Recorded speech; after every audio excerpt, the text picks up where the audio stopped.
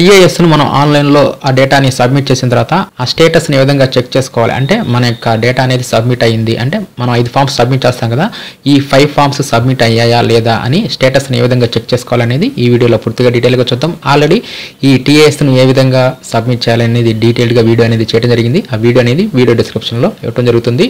ముందుగా మనం ఈ టిస్ సైట్ ఓపెన్ చేయడానికి గూగుల్లో మీరు అమరావతి టీచర్స్ అని చెప్పి సెర్చ్ చేస్తే అప్పుడు కనిపించిన amravati-teacher.com సైట్ను ఓపెన్ చేయండి. ఈ సైట్ ఓపెన్ చేసిన తర్వాత ఇక్కడ మీకు TIS new module login link అని ఉంటుంది.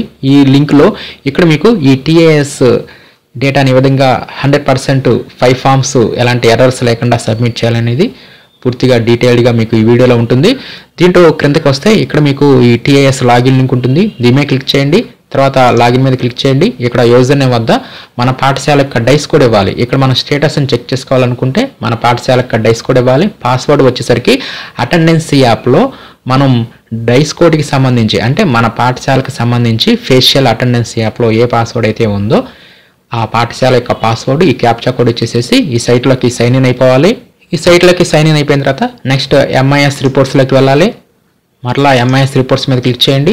ఇక్కడ ముందుగా మీకు 4 కనిపిస్తాయి. తర్వాత కిందకి జరపండి. ఇలా జరిపితే మీకు ఇంకా కనిపిస్తాయి. దీంట్లో 24th teacher profile updation report దీని మీద క్లిక్ చేయండి. నెక్స్ట్ ఇక్కడ మన పాఠశాలను ఇక్కడ సెలెక్ట్ చేసుకొని గో మీద క్లిక్ చేయండి. అప్పుడు ఇక్కడ మనకి మన పాఠశాలలో ఉన్న అందరు ఉపాధ్యాయులు ఇక్కడ మనకు కనిపిస్తారు.